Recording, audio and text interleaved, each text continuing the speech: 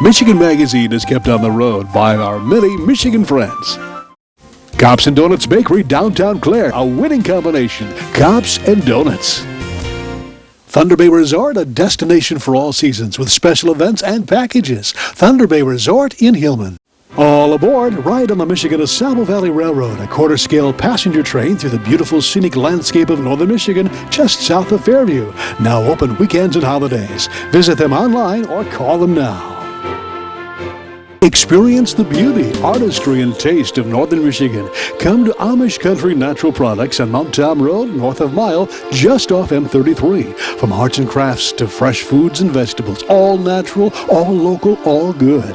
Stop by and get acquainted with Amish Country Natural Products, 1454 North Mount Tom Road, Mile. Hale Hardware, your do-it center in Hale, Michigan. Much more than a regular hardware store, providing everything you need for whatever your project is, along with a knowledgeable sales staff to get her done. Serving northern Michigan since 1946. Hale Hardware, south of M65 at Ainsley in Hale. Have fun with your photos at Rose City Drug. In the photo department, get fast processing and have fun by creating unique digital photo gifts on site or online. Save those precious memories at Rose City Drug, 2640 North M33 Rose City, or online. On this edition of Michigan Magazine, we've got food, and more food. It's going to be a food fest. Our first stop is to the New Center area of Detroit for a look back at one of our favorite yearly food stops. It's the Detroit Taste Fest featuring Detroit's best. Then how about a little caribou casserole from the kitchen of outdoors person and cookbook author Kay Richey. When we talk home cooking, we can't forget about our stop into the kitchen of the Saurkraut Lady, the late Genevieve Merrick of Comins. Home cooking and canning on a wood stove. Now, who remembers that method? Our food fair ends with a stop at Punzel Pond near Buckley, where Judy Hauser shares some great Finnish dishes she prepares daily at her cafe in the hills of northwest Michigan. Then we introduce you to a couple who in retirement have traveled the world and also have made time to write books and paint beautiful landscapes and scenery. Ernie Baker is the author and Marylou Vaslov is the artist, living the rural life on the shores of Lake Vhoreez. Stay tuned, it's all coming up on this edition of Michigan Magazine.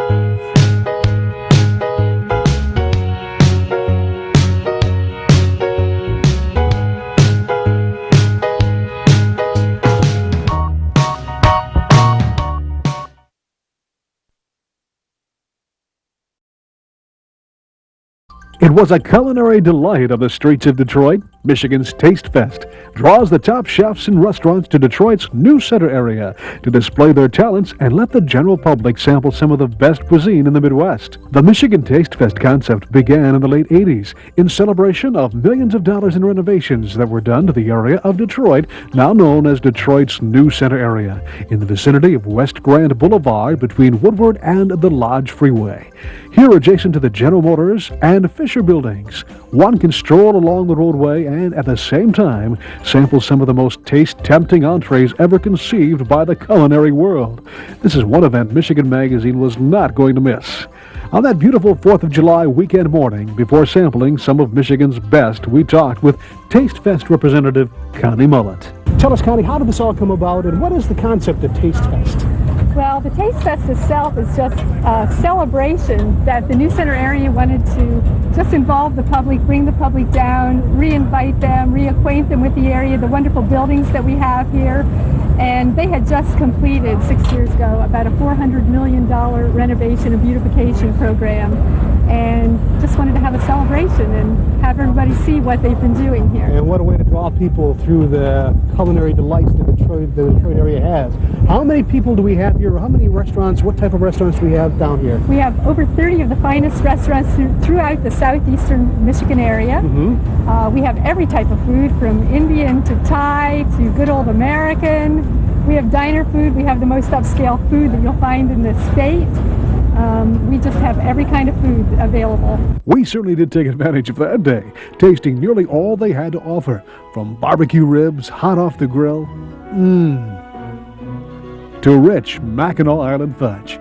The annual Michigan Taste Fest is the place to go if you want a wide variety of delicacies within a couple of blocks walking distance. Now let's head north to visit with wild game cookbook author Kay Richey. Kay's known for her quick wild game recipes that are easily on the table within 10 to 30 minutes. Today we're going to be treated to Potatoes O'Brien from one of Kay's cookbooks. This one comes from the little mini cookbook. Okay. On venison. Now I substituted today caribou because we happen to have more caribou right now than what we had. Have venison. All of my recipes in the Fish and Game Menu cookbook require approximately 10 minutes of preparation time. It may take you longer than that to cook it, but and this particular casserole could be done ahead of time, put in the refrigerator, and then when you come in out of the woods, just pop it in the microwave. Okay. And like everything that you do in the microwave, you must remember that it continues to cook after you take it out. Potatoes O'Brien Caribou Casserole was great. Kay accented the meal with some quick, jiffy cornbread muffins and hot green beans. Kay told us that wild game is very nutritious and low in fat, which is good to know because we did eat quite a bit. The meal was fast and delicious, just right for the sports person on the go. Well, if you have a little more time for preparation, you'll enjoy our next visit with Genevieve Merrick of Comins, who invited us in for some wonderful handmade sauerkraut, fresh from the crock. First thing you start with fresh cabbage. That's right. You see how solid the head is? With this, a summer cabbage isn't as solid as a winter cabbage. And so I just take a small grater like this. Leela Lehman from Fairview, Michigan taught me how to make it. I came from Dearborn, and I knew how to can because of the victory gardens that we had during the World War II. But she taught me how to make sauerkraut, and she said, don't use those big cutters like they show, and I happen to have one. But she said, just make it simple. And they used to pound the sauerkraut with these things and put cloth on it, and they put a plate, and then they put rocks on. We don't do that anymore. We use about a quarter of a head of cabbage, and to the quarter of the head, I put in 2 teaspoons, about this level, of kosher salt. You don't use iodized salt. Why would you use kosher salt, not iodized salt? Not to throw it, I'm just kind of curious. Well, I really don't know, except Grandma Lehman told me not to, and then of course I use kosher salt for all my canning. I never put iodized salt. It's like butter. When you make butter, you don't use iodized salt for making butter. You use the plain salt. Okay. So what you're doing now is you're mixing it up good. I'm mixing it up. It really doesn't take very long to do, and it's pleasant. I enjoy doing it. I enjoy everything. You enjoy cooking and canning. Since you moved from the big city up here to the North Country, you've learned a lot about canning and. I learned a lot about a lot of things. Yeah. See this? See the juice? Yes, I do. Okay, and it doesn't take very long. And then of course I have this crock, and then I put this kraut in the crock. And then I take a bag. Like I said before, they used to have the cloth and the plate and the rock, and then every week you'd have to take it because it's moldy. Now you take a plastic bag and you put it in there. Add cold water to it. I'll keep putting in cold water, and I'll just put a little bit in now, but I'll fill it up. And the idea is that the water gives it the weight that is needed. And then after, all I have to do is put a clean cloth over it and let it ferment for about 4 weeks. Well, luckily we didn't have to wait that long. Genevieve had already canned a batch of sauerkraut, so she cooked up a delicious batch mixed with fresh pork, along with potatoes from her own garden. It made for a wonderfully delicious, wholesome, and economic lunch. Now, sometimes sauerkraut is overpowering, but this is kind of blends in with the meat and goes together. They're very nice. You know, I've tried eating sauerkraut in restaurants many a time, and I finally got to the point where I don't even want it, because they don't really know how to cook it. Yeah. Oh, I can tell you. It takes time. You just don't take it out of the can and cook it. That's no way. It's not a microwavable product. No. It was that delicious. From the garden, the cabbage. Genevieve has prepared sauerkraut for us today, and it is absolutely delicious. You've got to try it. Delicious. Thanks, Genevieve, for being on our program. You're welcome. I loved it. Well, from sauerkraut and its Polish and German ancestry, we traveled across state to northwestern Lower Michigan to a town called Buckley and an extraordinary little restaurant with a true Scandinavian background called Punzel. Punzel is from the German Rapunzel, the fairy tale. Oh. And my husband's German. You introduced me by the last name Hauser. Uh-huh. And I'm half Swedish and half German, so it's fair. And that way we don't get the Scandinavians arguing over, oh, is it German? Is it Swedish? Is it Finnish? Doesn't, bother anyone.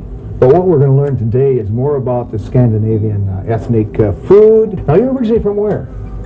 Dearborn? Dearborn, Michigan.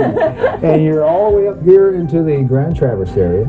We chose this area because it is so very similar to the northern European countryside, and it exudes it. I think when you look out over the lakes and the hills and the trees beautiful. and all. And just to think a few months from now, the flowers will be in bloom, the leaves will be popping out. Yes, we have a lot of herb gardens here, which we serve in our foods, and we have a small greenhouse too, so we keep flowers growing throughout the year. We do a lot of our own baked goods here, which we have a wonderful cook, Marjorie, and she does the different kinds of breads, the limpa, the cardamom. Those people also buy, but then we have our cheeses, some of which are made especially for us, which we'll show you how to do an open-faced sandwich. Find this out. And we also have our wonderful pancakes, the Danish ball pancakes, the Ebelskiver. And that's what the we're going to try this Swedish morning. pancakes. Yes, we We're are. going to watch us make them put together, and Barry and I, maybe we can get an old friend over here, David Hacker, to sit down. He and have looks a- hungry, He don't you looks think? hungry, yeah. What do we got here? Well, your favorite Ebelskiver that you saw being made in the kitchen. Okay. The little Danish ball pancakes. Uh-huh. And then we have the Swedish pancakes, the little flat ones, the pletpen. So we have a cherry fruit soup, which is very Scandinavian.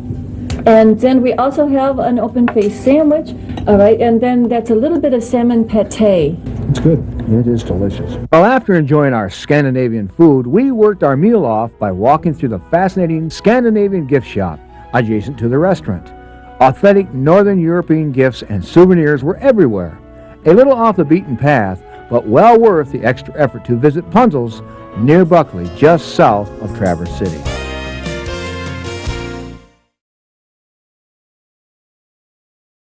Michigan Magazine is being brought to you in part by Cops and Donuts Bakery, downtown Clare. What began as a crazy idea among 9 police officers to purchase the historic Clare City Bakery quickly became an international phenomenon, carrying on a Michigan tradition with delicious donuts, pies, pastries, breads, original coffee, and more. Plus a full menu at the new adjacent Traffic Stop Diner. Downtown Clare, a winning combination. Cops and Donuts. The Michigan-made rebounding mailbox pole. Never again worry about the winter snowplow taking out your mailbox. With this ingenious rebounding pole, your mailbox takes a hit and keeps coming back year after year. Call now or visit their website, toughmailboxes.com. Rose Valley Winery on Beechwood Road in Rose City. See what thousands are raving about, creating a delicious variety of award-winning Michigan wines. Stop by and taste for yourself. The taste of Michigan is yours at Rose Valley Winery. Remembering good times and great food, Frank and Lisa invite you to Tin Lizzie's in Mile for a blast back to the 50s and 60s when food was made from scratch, including home-ground Angus burgers. A full menu of great food and good memories await you at the new Tin Lizzie's of Mile. In our travels here at Michigan Magazine, we have the opportunity of meeting the most incredibly talented people, suggested by you, our viewers, and many times by those we interview. There are times also when a new story arises on the spot, out of the interview we're conducting at the time, especially when we happen to visit a talented husband and wife team. Such is the case on this edition of Michigan Magazine. On a previous edition of Michigan Magazine, we brought you the story of Ernie Baker of the BBDO Advertising Agency and the release of his book titled A 50-Year Adventure in the Advertising Business. As we talked, we discovered that his new life's partner, Marylou Vaslov, was not only an accomplished medical professional, but also found a creative fondness and talent for the world of watercolors. Since meeting, she and Ernie have traveled the world together and have brought back many new and exciting memories that she finds inspiration in. Inspiration that may be seen in her brushstrokes of her paintings. The morning we spent with Ernie and Mary Lou was quite inspiring. Seeing the deep fondness for one another in their eyes, this is where we began to see how each fed off the other in support and inspiration, both sharing a wonderful optimistic faith in life's offerings. Mary Lou, what's it like with him? I mean, is there... Living with Ernie living with Ernie. is a pleasure. I love him. I respect him immensely, which I think is a big part of being married to someone. And we have a wonderful time together. He's a wonderful person. He's a good man. I'm not just saying this because we're on candid camera. But, wonderful. he's good. We have a wonderful time together. Well, we've been fortunate. We've done some traveling. We've been to Greece and Turkey and Germany and London and all of the United like States. Michigan. There you go. But how do you separate work from pleasure? Or pleasure is work, of course, but how do you get away from it without feeling guilty? Well, for a number of years, I lived up near Ortonville, had a little farm, an orchard, and that was great therapy. And again, that's part of the book. But I'd come home at night and go out in the orchard and prune trees or clean up brush, or we had over 200 apple trees. And it was a lot of fun, and particularly in the fall, clients and friends, relatives would come out, and they could pick all the apples they wanted, and we had a big pumpkin patch, and little kids would go out there and pick out their pumpkin, and we had a couple of horses, and there's a couple interesting stories there. No wonder that you get up in the morning and we're ready to head into work and face the challenges, you know. Well, I tell you, every day I get up, the first thing is thank God for all my blessings. And number one is my health, because that's enabled me to work all these years, and I bet I haven't missed more than 2 or 3 weeks over that whole time in sick days. I've been a couple days I went in that I shouldn't have gone. I probably spread some cold germs around to other people, but I felt I had to go, which I don't recommend you do. But I thank God for my health, my family, and for the many other blessings. The fact I've been able to work this long, which has enabled me to do a lot of things for my church and my family and so forth. Richly blessed indeed with the ability now to share their lives with others. Ernie through his book and Mary Lou through her paintings. We were anxious to see Mary Lou's paintings in her downstairs studio, but not before we were attracted to the inspiration we spotted right out their back door. Beautiful Lake Vhoreez. Well, here we are in Orion Township, where living is really a vacation, and oh boy, this proves it. Okay, inspiration. We live here on Lake Vhoreez, and it's a beautiful lake. It's about a mile long and 3/4 of a mile across, and that's an island out there that you're looking at. Oh, that is. There are actually 4 islands in the lake, and the water is quite deep. It's about 60 to 70 feet deep out there in the middle, and it flows from Lake 16 into Lake Vhoreez, and then the Little Vhoreez, then down to Mill Lake, and this water eventually goes into the Rouge River, into the Detroit River, ends up down in Lake Erie. So really? We also have a heron rookery next to us here. Oh, do you? So we see these huge herons out here, and so the day Mary Lou saw one walk up in the yard and catch a chipmunk and eat it. The lakeside inspiration with the backdrop of fall foliage was breathtaking. It was difficult to leave the outside deck with a warm autumn breeze passing through. But finally we did make it inside and downstairs to Mary Lou's work. I'm in the process of finishing up some of my paintings. This is my latest one. Oh, wonderful. And I can just push this up a little bit, put a little light on it. Sort of created my own world here. Some pretty places. Nothing specific, but something in general, yeah. Something in my mind that a place I'd like to be, and I have several paintings that I'm working on here. Your favorite theme is the escapes like this? Escapes, things like this. This one I'm still working on. This was kind of a new technique, the dark sky. This is nowhere near finished yet, but I'm getting there. And this one I'm very pleased with. I'm going to bring that and hang that. Enjoying it immensely. Wonderful, yes. Let's take a look at some of your projects. Some of them are the earlier paintings that I've done that aren't all wonderful yet, that I'm not that crazy about. Someone else might be. Shoot, but, yes. I'm, how long have you been painting now? Just 3 years. You're kidding. Yeah, just 3 years. Some of these are very early, and I'd rather not. That one we took a picture in France. And and this one. Oh, yeah. France, look at the color. Wonderful. We took a trip down the canal in France for 7 days. And that's in France, too? Watching Mary Lou demonstrate her technique that day proved to us again that those that do what they truly love to do are the ones that are continuously developing their works and willing to share with those their love and talent. The morning we spent on the shores of Lake Vhoreez in Oakland County's Orion Township was another adventure in Michigan's backyard. We were extremely happy to share with you, our viewers.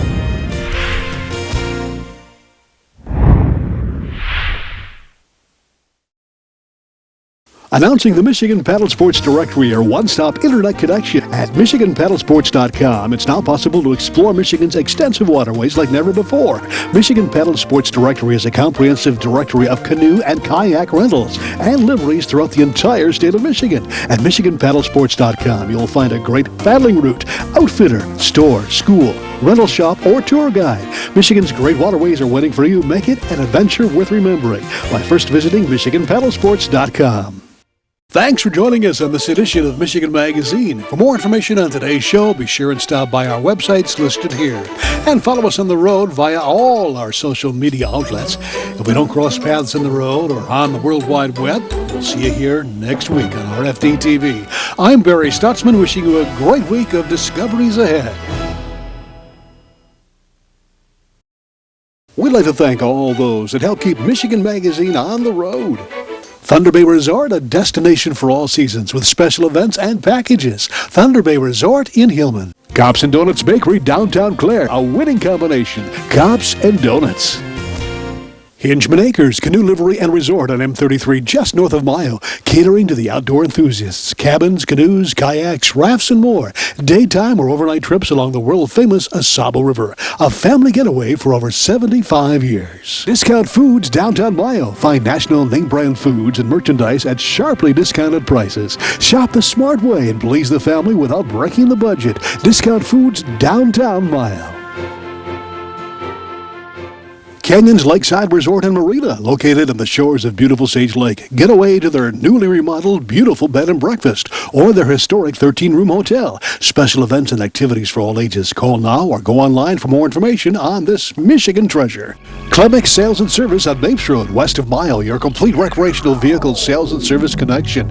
Visit their beautiful showroom of new and pre-owned ATVs, lawnmowers, power equipment, snowmobiles, utility vehicles, and more. Clemix Sales and Service is also the home of the American-made Victory motorcycle line on display at Clemix on Mapes Road, Mayo.